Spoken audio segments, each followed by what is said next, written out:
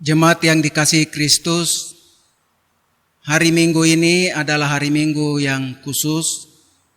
Kita memperingati turunnya Roh Kudus, pencurahan Roh Kudus ke atas bumi oleh Kristus yang ditinggikan dan dimuliakan. Ini hari Minggu khusus dan orang peringati sebagai Minggu Pentakosta. Kita tetap beribadah di rumah saja, di rumah kita masing-masing. Mari kita mempersiapkan hati kita. Kita akan beribadah, kita berdoa dalam hati. Mari kita bersaat teduh.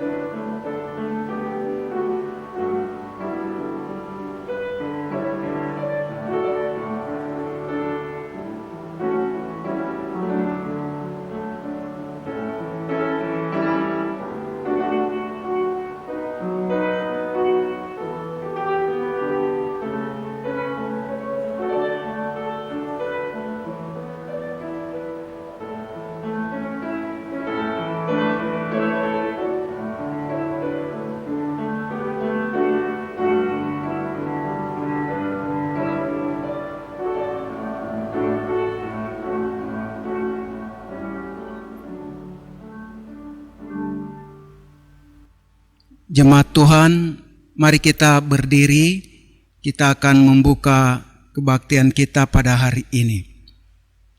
Pilihlah pada hari ini, kepada siapa kamu akan beribadah. Aku dan seisi rumahku, kami akan beribadah kepada Tuhan. Anak-anak cucu akan beribadah kepadanya dan akan menceritakan tentang Tuhan kepada angkatan yang akan datang. Janganlah kita menjauhkan diri dari pertemuan-pertemuan ibadah kita seperti dibiasakan oleh beberapa orang. Tetapi marilah kita saling menasihati dan semakin giat melakukannya menjelang hari Tuhan yang mendekat. Pertolongan kita adalah dalam nama Tuhan, Allah yang menjadikan langit dan bumi.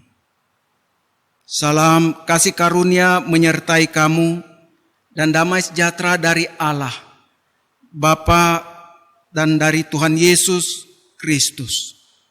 Amin.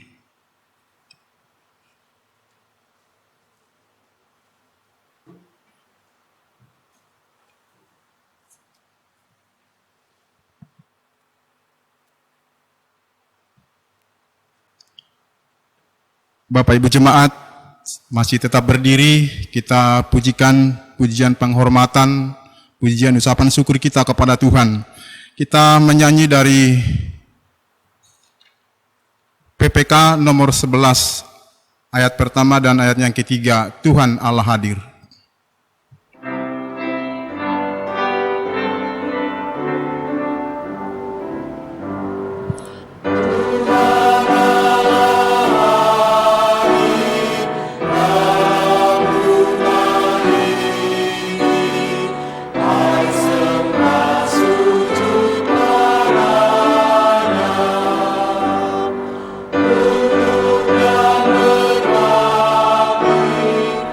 Keep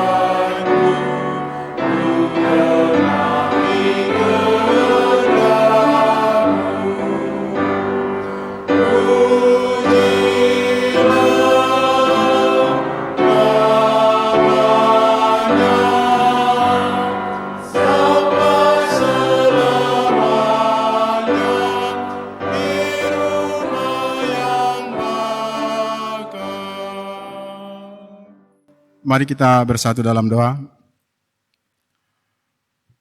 Terpujilah Engkau ya Tuhan, Bapa pencipta langit dan bumi, dan pemelihara hidup kami. Kami bersyukur kepadamu ya Tuhan, pada pagi hari ini Engkau boleh bersama-sama dengan kami, Engkau boleh memberkati kami ya Tuhan. Kami beribadah, memuji dan membesarkan nama Tuhan di rumah kami masing-masing. Bapa di sorga, kami adalah orang-orang yang berdosa di hadapan-Mu ya Tuhan. Ada banyak hal yang kami lakukan yang tidak berkenan di hati Tuhan, lewat perbuatan kami, lewat tutur kata kami, kepada teman-teman kami ya Tuhan, terlebih kepadamu. Oleh karena itu ya Tuhan, pada kesempatan ini, kami mohon ampun di hadapan-Mu Bapa. Layakkan kami untuk boleh beribadah dalam roh dan kebenaran pada saat ini. Terima kasih Bapa di sorga, kami menyerahkan ibadah kami ini ya Tuhan, dari awal sampai berakhirnya, boleh berjalan sesuai dengan kehendak Tuhan.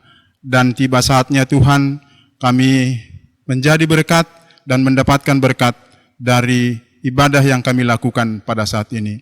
Terpujilah Engkau ya Tuhan, mohon ampun atas segala dosa dan pelanggaran yang kami lakukan melawan kehendak-Mu. Inilah doa kami Bapa, demi Kristus Yesus kami berdoa dan kami mengucap syukur. Amin. Jemaat dipersilahkan duduk kembali. Masih tetap memuji Tuhan, kita nyanyikan satu pujian dari PPK nomor 27, Sungguh dan Pasti.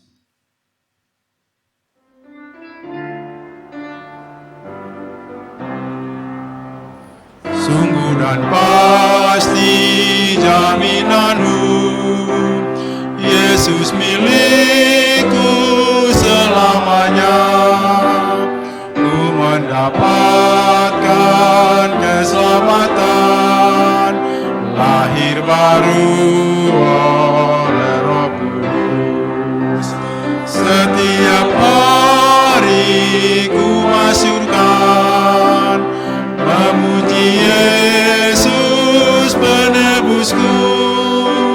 Setiap hari ku masyurkan, memuji Yesus penebusku.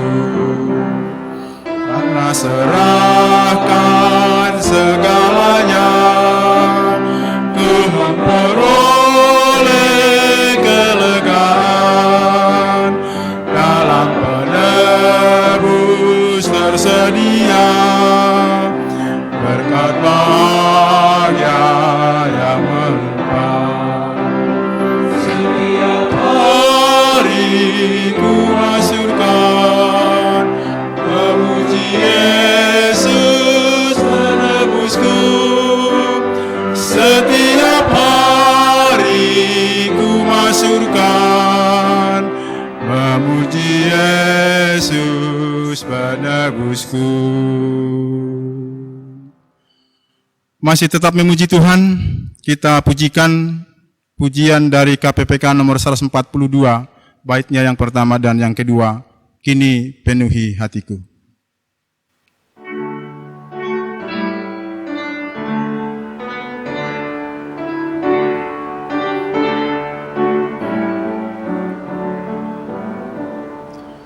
Roh Kudus penuhi daku dan sinari hatiku, lenyapkan kuasa yang gelap, ganti dengan terang tetap. Penuhilah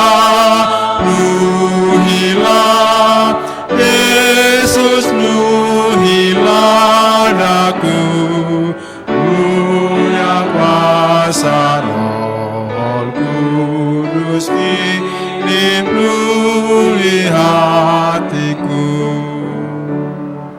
Roh Kudus sucikan daku dari segala dosaku, bagai bejana yang baru siap dipakai Tuhanku. Penuhilah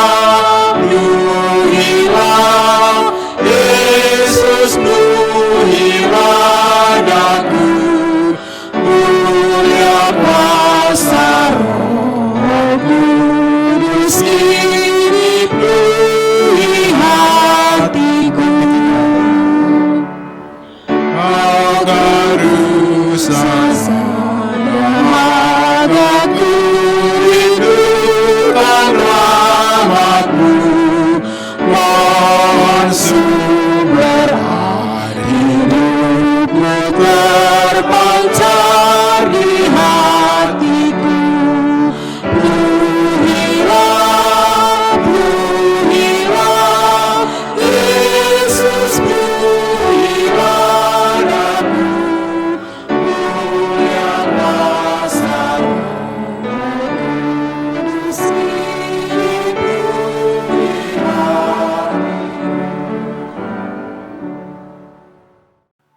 Bapak Ibu Jemaat, saya undang untuk bangkit berdiri.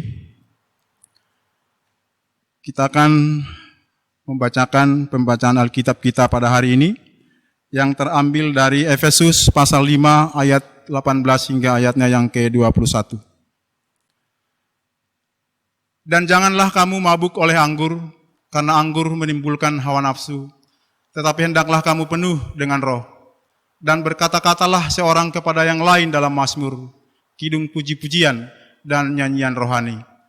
Bernyanyi dan bersoraklah bagi Tuhan dengan segenap hati. Ucaplah syukur senantiasa atas segala sesuatu dalam nama Tuhan kita, Yesus Kristus, kepada Allah dan Bapa kita. Dan rendahkanlah dirimu seorang kepada yang lain di dalam takut akan Kristus. Demikian pembacaan firman Tuhan untuk kita pada pagi hari ini. Bapak Ibu Jemaat yang dikasihi Tuhan, kita akan mendengarkan kebenaran firman Tuhan dan kita menyanyikan pujian dari KPPK nomor 247. Limpahlah pialamu.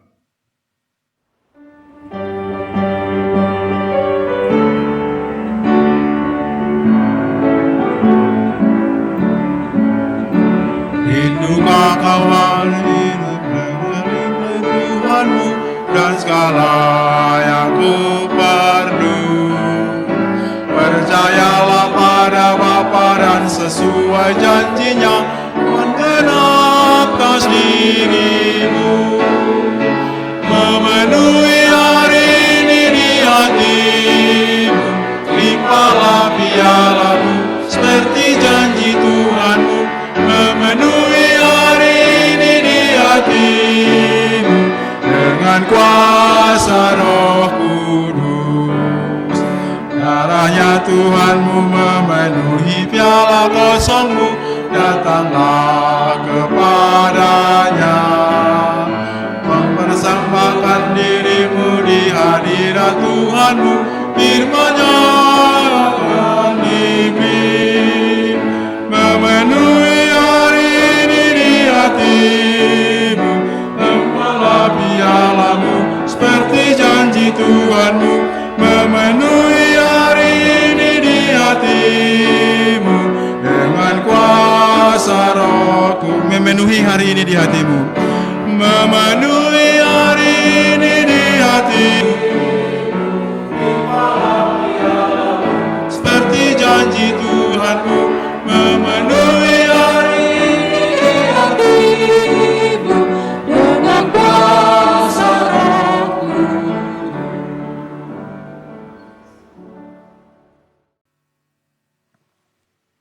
Jemaat Tuhan, mari kita berdoa.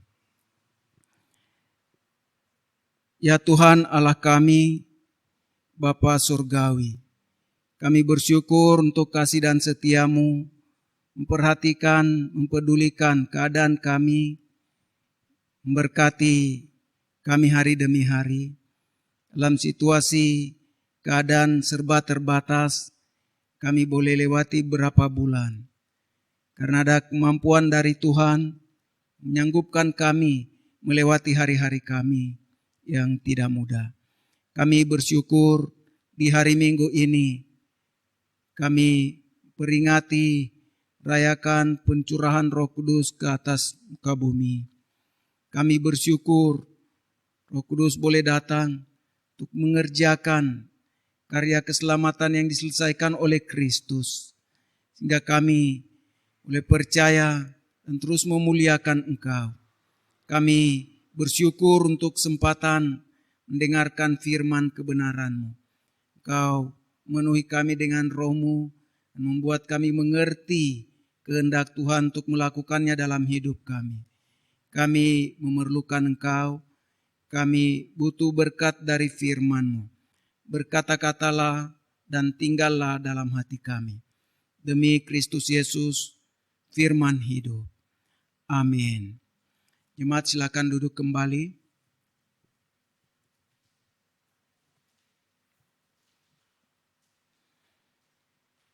Jemaat yang dikasihi Kristus, hari ini sekali lagi kita memperingati pencurahan Roh Kudus ke atas muka bumi. Apa yang Roh Kudus akan kerjakan, seperti apa pribadinya, sifat-sifatnya. Di Alkitab kita bisa ketemu baik di Perjanjian Lama maupun Perjanjian Baru. Tapi hari ini dalam waktu yang terbatas, dalam kondisi kita yang terbatas, saya akan menjelaskan secara khusus dari surat Efesus.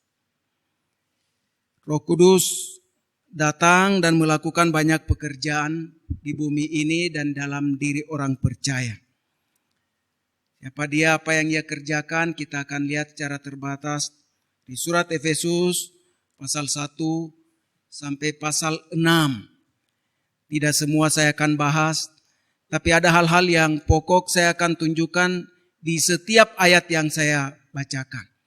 Bapak Ibu Saudara, kita boleh mempersiapkan catatan ataupun pena untuk mencatat ayat-ayat yang saya sebutkan. Karena saudara perlu menggali lebih dalam, mempelajari ulang tentang ayat-ayat firman Tuhan ini.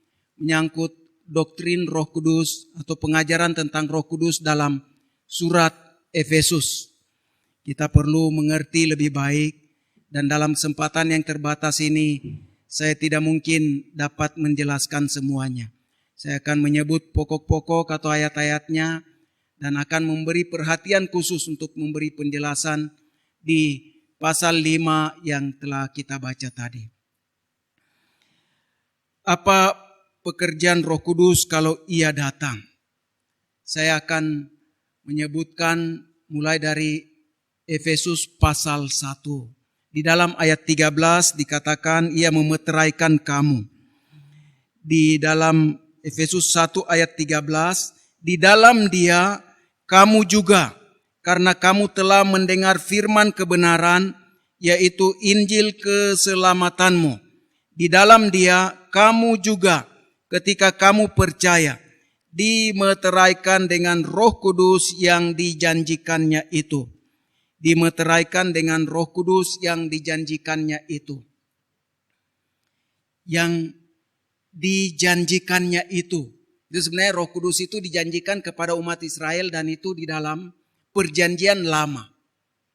Penggenapannya pada hari Pentakosta, hari ke-50, hari panen raya, syukur atas panen raya. Dan pada hari itu ketika di Yerusalem mereka berkumpul, janji ini digenapi. Dicurahkan Roh Kudus. Tetapi kepada orang-orang non-Yahudi, Rasul Paulus menyapa, kepada kamu juga. Artinya bukan cuma Israel yang dijanjikan di PL dan dalam Kisah Para Rasul hal itu digenapi. Tetapi kamu juga ketika kamu mendengar tentang dia, ketika kamu mendengar Injil itu, kamu percaya, kamu dimeteraikan oleh Roh Kudus yang sama. Jadi bukan cuma Israel yang istimewa dalam janji itu. Tapi janji tentang Roh Kudus juga dialami oleh orang-orang non-Israel, non-Yahudi. Termasuk kita hari ini. Bapak Ibu Saudara yang dikasihi Kristus, hal yang kedua, saya akan bacakan ayat yang ke-14. Dan Roh Kudus itu, Efesus 1 ayat 14, dan Roh Kudus itu adalah jaminan bagian kita sampai kita memperoleh seluruhnya, yaitu penebusan yang menjadikan kita milik Allah untuk memuji kemuliaannya. Dalam ayat 14 ini merupakan lanjutan dari ayat 13 tadi, dikatakan Roh Kudus itu adalah jaminan bagian kita sampai kita memperoleh seluruhnya. Kalau dalam ayat 13 tadi disebutkan Roh Kudus memeteraikan. Jadi pada waktu percaya itu seperti meterai yang kita di atasnya tanda tangan. Itu sesuatu yang sah walaupun perjanjian itu belum sepenuhnya. Ini seperti uang muka. Ada yang menggambarkan seperti bayar uang muka dulu, DP dulu, nanti akan disempurnakan. Roh Kudus itu adalah jaminan untuk penyempurnaan itu. Ia akan terus memenuhi kita, terus menerus sampai kita menjadi sempurna serupa dengan Kristus. Roh Kudus adalah jaminannya. Hal yang ketiga saya bacakan untuk kita dari ayat 17. Ia memberikan hikmat dan wahyu, roh hikmat dan wahyu untuk mengenal Allah. Efesus 1 ayat 17, Paulus dalam doanya berkata, dan meminta kepada Allah Tuhan kita Yesus Kristus, yaitu Bapa yang mulia itu, supaya ia memberikan kepadamu roh hikmat dan wahyu untuk mengenal dia dengan benar. Di Roh Kudus disebut roh hikmat. Ketika ia datang, apa yang dikerjakan? Memberikan hikmat. Hikmat itu apa? Hikmat selalu memiliki kaitan dengan pengetahuan akan kehendak Allah. Seorang mengerti kehendak Allah melalui firman-Nya, hidupnya diubahkan.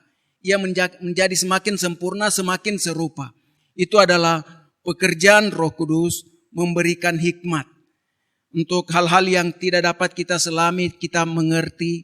Hikmat dari Roh Kudus itu akan memampukan seorang percaya untuk dapat mengenal kehendak Allah dengan sempurna.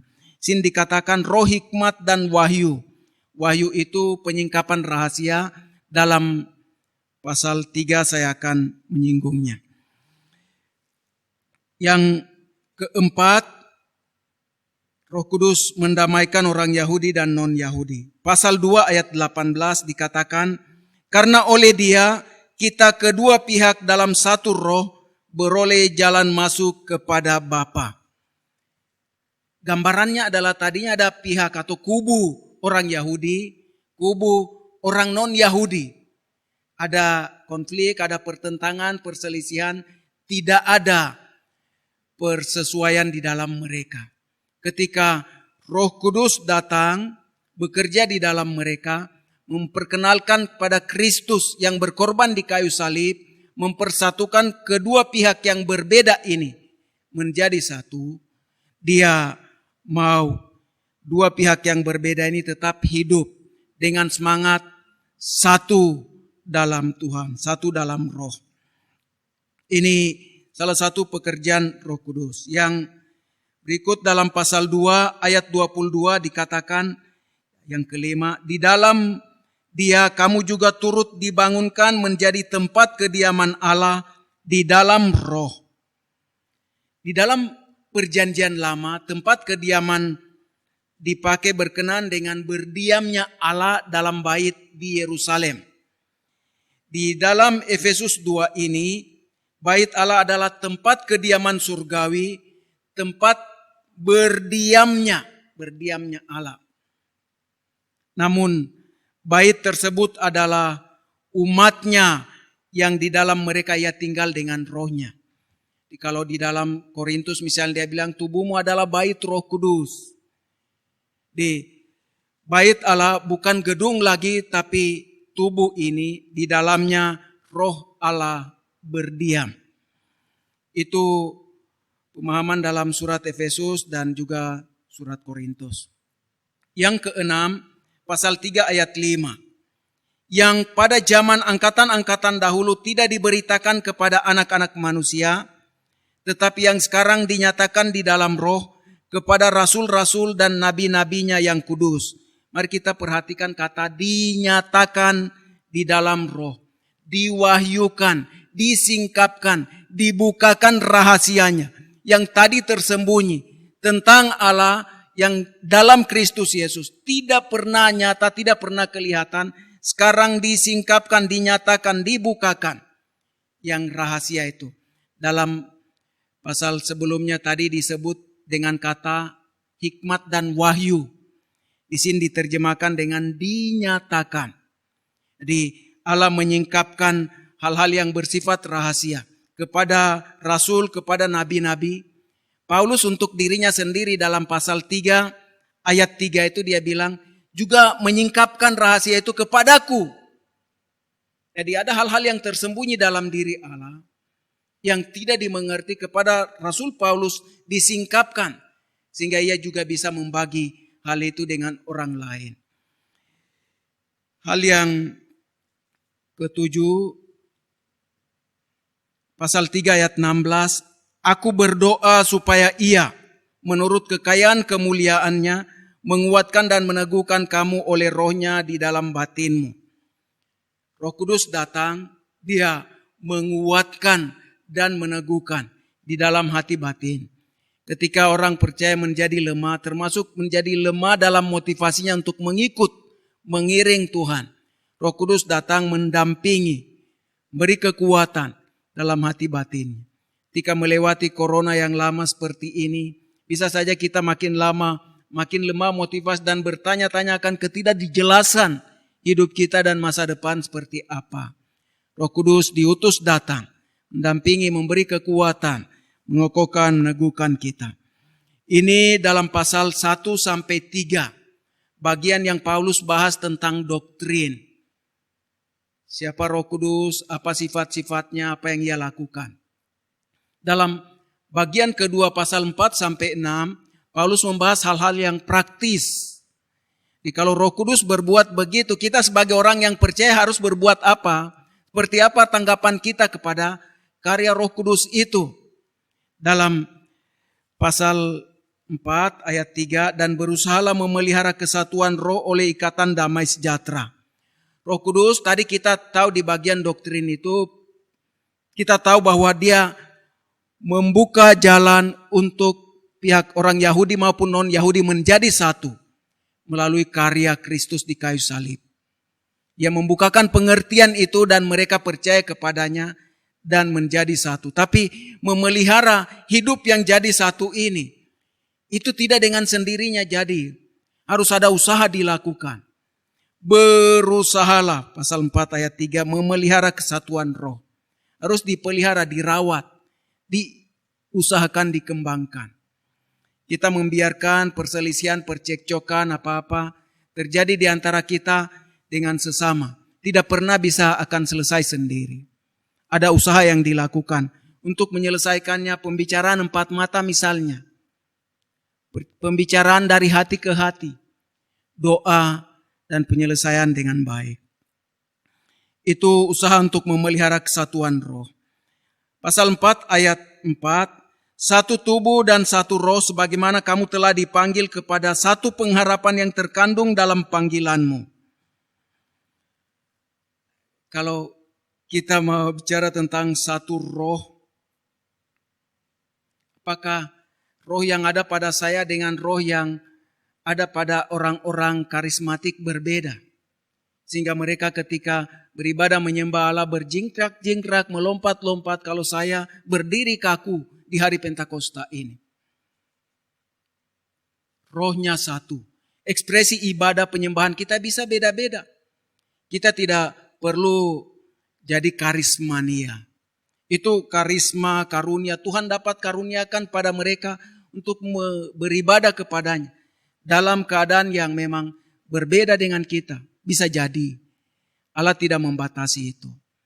Paulus cuma memberi batasan dalam Korintus, jaga, sopan, tertib, teratur, baik jalannya. Jangan ada kekacauan. Itu saja, itu penggunaan karunia. Kalau Tuhan mengaruniakan mereka kemudian berekspresi seperti itu dalam ibadahnya, kita tidak perlu takut dengan itu ataupun juga mempersalahkan mereka. Mari kita beribadah dengan cara yang memberi ketentraman damai kepada kita. Roh itu satu. Mereka bukan mendapat roh yang membuat mereka berjingkrak-jingkrak, lompat-lompat, jungkir balik, lalu kita jadi kaku beku kelihatan seperti orang mati. Tidak. Roh yang sama. Yang memberi kehidupan kepada mereka juga memberi kehidupan pada kita. Kita menyembah Dia dalam roh dan kebenaran. Hal yang Berikut dari pasal 4 ini ayat 30, dan janganlah kamu mendukakan Roh Kudus Allah yang telah memeteraikan kamu menjelang hari penyelamatan. Jadi Roh Kudus itu digambarkan satu pribadi. Perbuatan kita, sikap kita, ataupun isi hati kita, pikiran kita. Apa yang ada pada kita dapat membuat ia berduka atau ia bersuka. Ia senang, berkenan, atau ia sedih atas apa yang kita pikirkan, katakan, dan lakukan. Dalam pasal 4 ini sebelum ayat 30 ini, Paulus telah mencatat sekian banyak tentang kemarahan, percabulan, kenajisan hidup yang tidak beres. Termasuk nanti dalam pasal 5 ayat 18 kita akan lihat. Perbuatan-perbuatan seperti itu mendukakan Roh Kudus. Hidup dalam dosa, menyakiti dia. Kalau kita jadikan ini adalah bait, tempat ia berdiam, tempat kediaman dia. Kita harus menghormatinya, menghargainya, menjaga kekudusan hidup. Tidak dapat mendukakan dia dan tidak boleh. Hal yang terakhir dalam pasal 5, ini ayat yang mau kita perhatikan, saya akan nyinggung sedikit. Di dalam pasal 5 ayat 18, dan janganlah kamu mabuk oleh anggur, ini juga mendukakan Roh Kudus yang diam dalam kita. Janganlah kamu mabuk oleh anggur karena anggur menimbulkan hawa nafsu. Tapi hendaklah kamu penuh dengan roh. Keadaan orang mabuk diperbandingkan atau dipertentangkan dengan keadaan orang yang penuh dengan roh. Seorang yang dipenuhi oleh alkohol atau anggur yang memabukkan itu, dia akan berperilaku sesuai dengan anggur mengendalikannya.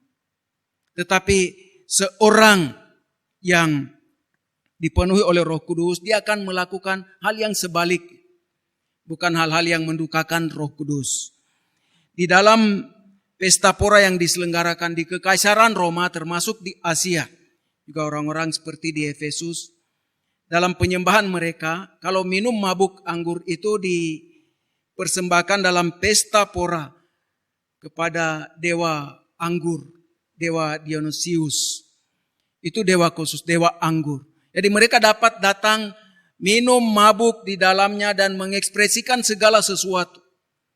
Minum mabuk bersuka-suka dan juga di dalamnya banyak perbuatan cabul, perbuatan dosa, pelacuran, zinahan, hubungan seksual di luar pernikahan. Itu ekspresi yang wajar. Oleh karena itu Paulus katakan pada mereka, karena anggur menimbulkan hawa nafsu ini. Jadi pada waktu mereka minum mabuk, mereka mengekspresikan juga hawa nafsu mereka. Dalam penyembahan kepada dewa Dionysius, dewa anggur itu, mereka dapat juga memuaskan hawa nafsunya dalam hal hubungan seksual ini. Pesta pora seperti ini bukan sesuatu yang berkenan kepada Allah.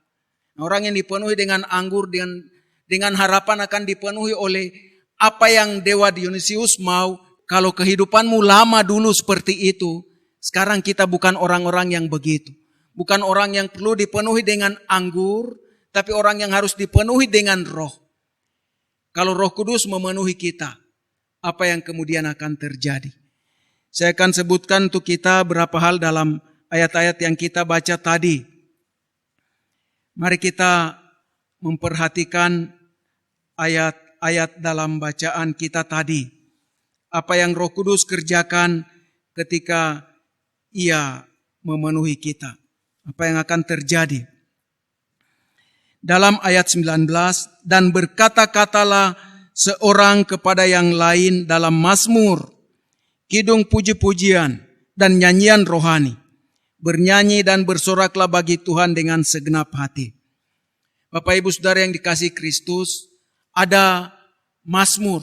Kutipan mazmur bisa memang hafalan dan itu nyanyian. Ada lagu-lagu tertentu kita memang menghafal dan kita bisa menyanyikan tanpa lihat teks. Bagi orang Israel menghafal kitab suci itu sesuatu yang biasa, termasuk mazmur. Mazmur itu bukan sekedar hafalan kitab suci tapi nyanyian, puji-pujian yang mereka persembahkan. Karena itu mereka dapat berkata-kata dengan menggunakan mazmur, lalu mempersembahkan pujian nyanyian rohani kepada Tuhan. Seorang yang dipenuhi oleh Roh Kudus, dia akan menyanyi, memuji Tuhan, bermazmur, menyukakan hati Tuhan. Puji-pujian kepada Tuhan bisa dalam bentuk nyanyian-nyanyian yang kita nyanyikan.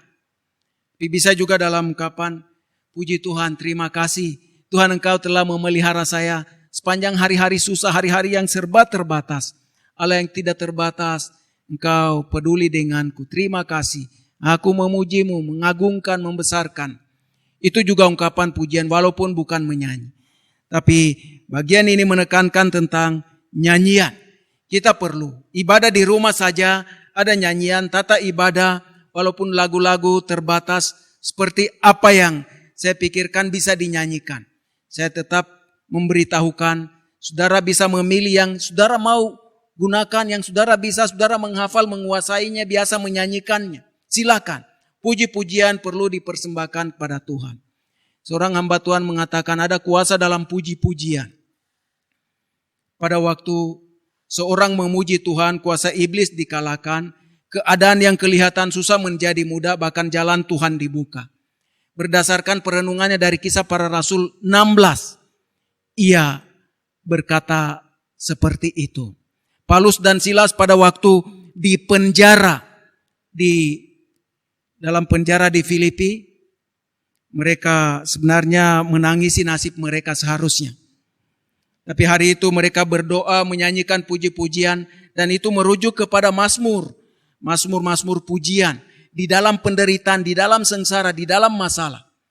Mereka menyanyikan itu dan ada kuasa dalam puji-pujian, ada kuasa dari Tuhan dinyatakan untuk membawa pembebasan pada mereka dari penjara.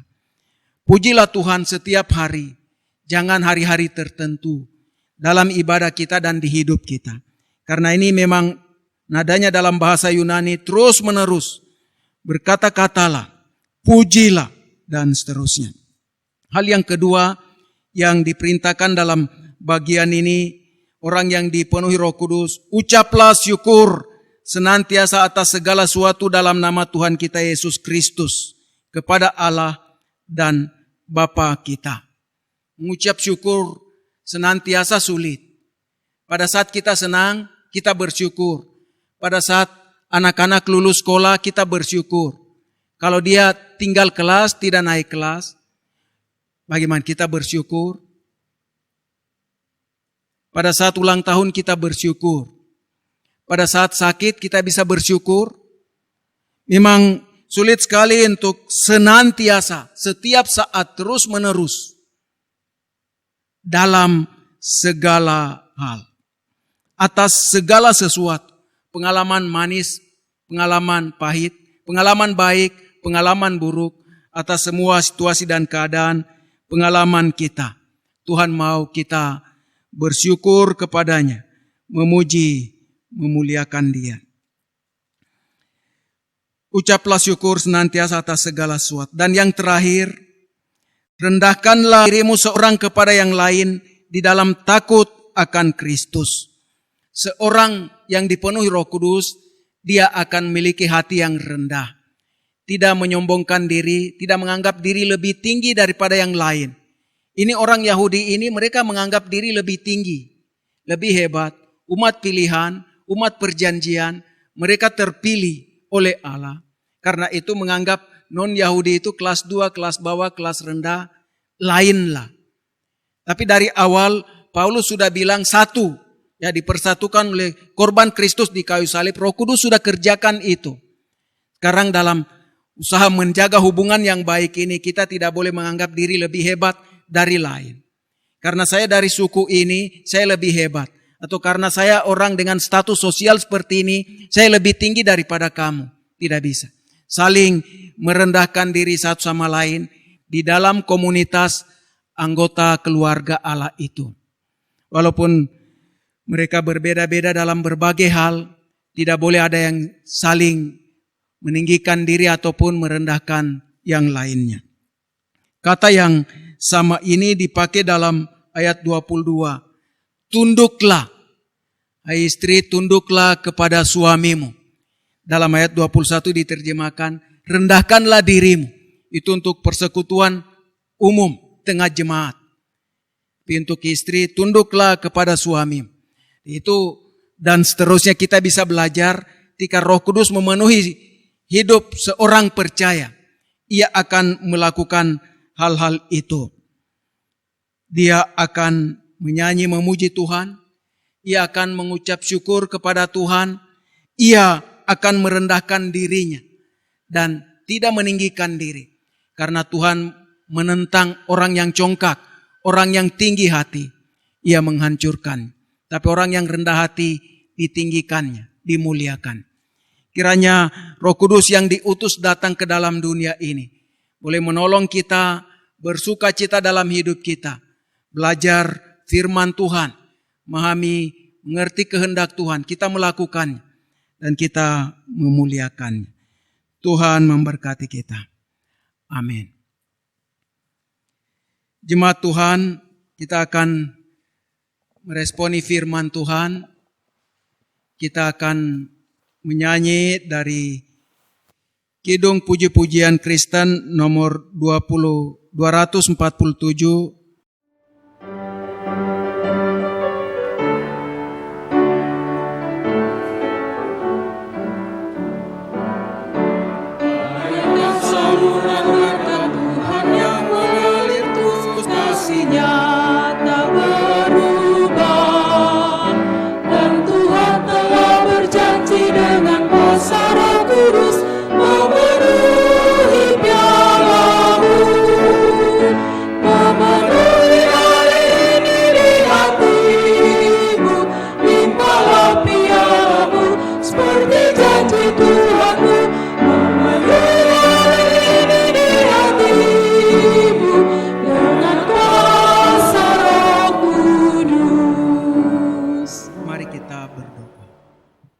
Ya Tuhan Allah kami bersyukur untuk firman-Mu. Roh Kudus datang dan bekerja di tengah dunia ini, melahirkan gereja dan memimpin dalam persekutuan, saksian dan pelayanan gereja Tuhan di tengah dunia. Kami bersyukur untuk kuasa yang nyata bekerja di dalam kami, mempersatukan kami yang berbeda. Penuhi kami agar ada puji-pujian, hormat dan kasih yang boleh kami persembahkan kepada-Mu setiap hari, setiap saat. Ucapan syukur kepada-Mu dalam segala keadaan. Demikian kami merendahkan diri satu sama lain. Hidup melakukan kehendak-Mu, menjadi orang-orang yang diberkati. Pada hari ini kami berdoa dan serahkan pada pejabat pemerintah kami di pusat, Presiden Joko Widodo dan para menteri dalam kerja mereka. Berkati tiap pertimbangan mereka dengan hikmat kuasa Tuhan. Kau memenuhi mereka mengambil tiap keputusan seturut kehendak pimpinan Tuhan sendiri. Pejabat pemerintah di daerah, Tuhan Kau juga kuasa mengendalikan segala sesuatu yang mereka pertimbangkan dan putuskan untuk kebaikan seluruh rakyat negeri ini. Kami boleh hidup damai sejahtera dan muliakan Kau. Kami serahkan kepada petugas kesehatan, dokter, perawat, para medis. Berkatilah Tuhan, lalu pelayanan yang mereka lakukan dalam menangani pasien dengan berbagai keluhan dan sakit, penyakit, juga khusus pasien COVID-19. Tuhan Kau memelihara, memberkati, melindungi para dokter, perawat, juga anggota keluarga mereka, dan pasien lain dalam penanganan mereka. Apa yang baik dari Tuhan Kau kerjakan, mendatangkan kebaikan. Dalam waktu Tuhan, kiranya keadaan boleh pulih, virus corona boleh teratasi, dan kami boleh semakin teguh berdiri dalam iman, pengharapan, dan kasih kami akan Tuhan. Berkati dan pelihara semua pasien, baik yang sudah sembuh, yang masih dalam perawatan. Mereka yang berduka karena ditinggalkan anggota keluarga mereka dalam kondisi susah seperti ini. Kau kuatkan dan berkati. Juga di tengah jemaat kami, jika ada saudara-saudara yang mengalami sakit, apapun sakit penyakit mereka, Tuhan hiburkan, kuatkan dan sembuhkan. Beri pertolongan-Mu yang nyata. Kau juga memberkati, memelihara dan melindungi kami dengan kesehatan terbaik, hidup rumah tangga keluarga kami, pekerjaan dan usaha kami hari-hari. Dalam kondisi seperti ini, kurang banyak membawa keuntungan. Kami bersyukur memiliki Tuhan, Allah yang hidup, Allah yang lampaui segala sesuatu yang kami pikirkan dan peroleh di dalam dunia ini. Engkau memenuhi kami dengan sukacitamu, sehingga kami bertahan teguh berdiri dalam segala situasi keadaan. Kami memuliakan Engkau. Anggota keluarga kami yang dekat di sini sama-sama ada di sini, yang jauh dari kami, perhatikan, pelihara dan berkati hidup mereka juga. Kepadamu kami bersyukur, berdoa, berserah diri, mohon berkat-Mu demi Kristus Yesus. Amin. Jemaat Tuhan, mari kita berdiri bersama orang percaya di segala tempat sepanjang segala abad. Mari kita mengikrarkan pengakuan iman kita, pengakuan iman rasuli dengan berkata demikian. Aku percaya kepada Allah, Bapa yang Maha Kuasa, Khalik langit dan bumi, dan kepada Yesus Kristus, Anaknya yang tunggal Tuhan kita, yang dikandung dari Roh Kudus, lahir dari anak darah Maria, yang menderita sengsara di bawah pemerintahan Pontius Pilatus, disalibkan, mati dan dikuburkan, turun ke dalam kerajaan maut. Pada hari yang ketiga, bangkit pula dari antara orang mati, naik ke surga, duduk di sebelah kanan Allah, Bapa yang Maha Kuasa. Dan dari sana Ia akan datang untuk menghakimi orang yang hidup dan yang mati. Aku percaya kepada Roh Kudus, Gereja yang kudus dan am, persekutuan orang kudus, pengampunan dosa, kebangkitan tubuh, dan hidup yang kekal. Amin. Jemaat silakan duduk kembali.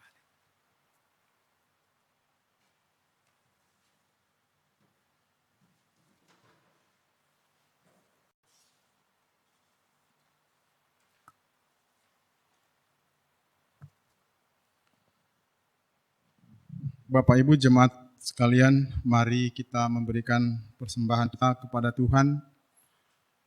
Dan persembahan yang kita kumpulkan dapat diserahkan kepada Ibu Christine Marentek di kantor gereja pada jam kerja jam 8 sampai jam 12 WIB, atau dapat ditransfer ke nomor rekening BCA 8140363678 atas nama Gereja Kristen Kalam Kudus Jayapura. Sambil mengumpulkan persembahan, kita pujikan pujian yang mengatakan betapa hatiku.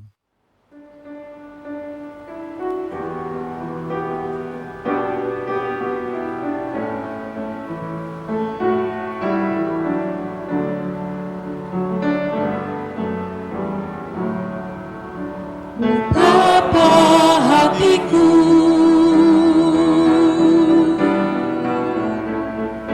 berterima kasih Yesus.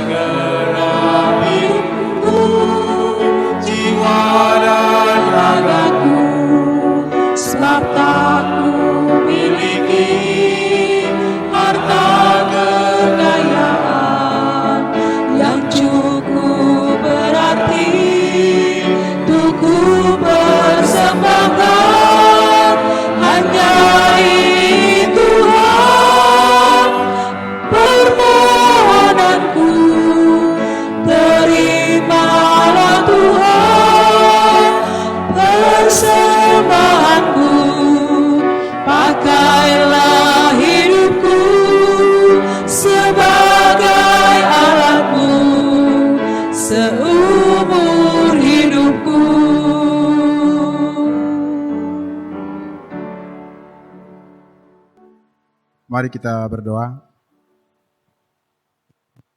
Sekali lagi ya Tuhan, kami menaikkan puji dan syukur kepadamu atas berkat yang Engkau terus berikan dalam kehidupan kami. Teristimewa ya Tuhan, pada hari ini kami boleh bersama-sama mendengarkan kebenaran firman Tuhan. Bapa, kiranya Engkau menolong kami untuk boleh melakukan firman-Mu dalam kehidupan kami ya Tuhan. Pada kesempatan ini juga ya Tuhan, kami boleh mengumpulkan persembahan kami sebagai ungkapan syukur kami kepadamu. Kami mohon Tuhan kiranya Engkau memberkati persembahan ini, agar dapat dipakai untuk membantu pekerjaan-Mu di gereja kami ya Tuhan, dan di tempat-tempat lain yang Tuhan izinkan. Terima kasih ya Bapa, terima kasih.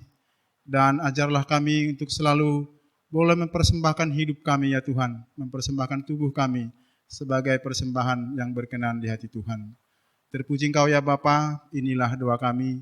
Demi Kristus Yesus, Tuhan dan Juru Selamat kami yang hidup, kami sudah berdoa. Amin. Jemaat, saya undang kita untuk berdiri. Kita akan nyanyikan pujian doksologi dan kita akan menerima berkat.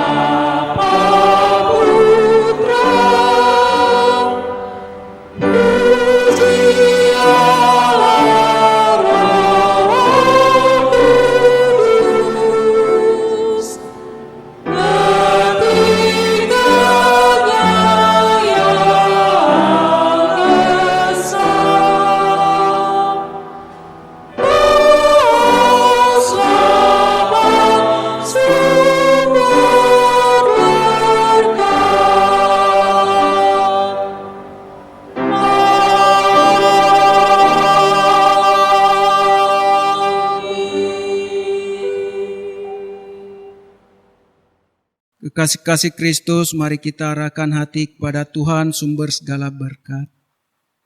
Menjalani hidup kita hari demi hari bersama Dia. Baik dalam pekerjaan ataupun belajar anak-anak kita dari rumah saja. Maupun dalam keluar masuk kita ke tempat kerja kita di luar rumah dalam waktu yang terbatas. Serahkan dirimu, hatimu, hidupmu kepada Allah yang tidak terbatas dan alamilah berkat-berkat pemeliharaannya dalam hidupmu. Kiranya kasih Allah, kasih karunia Tuhan Yesus Kristus dan persekutuan Roh Kudus menyertai kamu sekarang ini sampai selama-lamanya. Amin.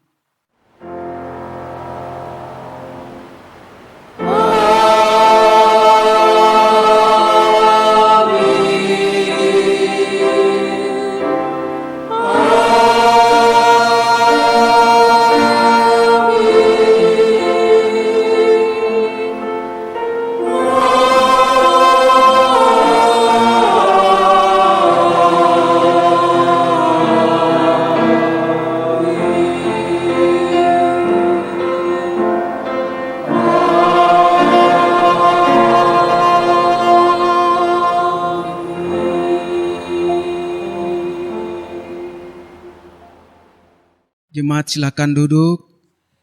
Saya mengucapkan selamat merayakan peringati hari turunnya Roh Kudus ke atas muka bumi. Dan kiranya Roh Kudus memampukan kita untuk bersuka cita menjalani hari-hari kita dengan kekuatan dari Tuhan dan berkat-berkatnya atas kita. Selamat hari Minggu.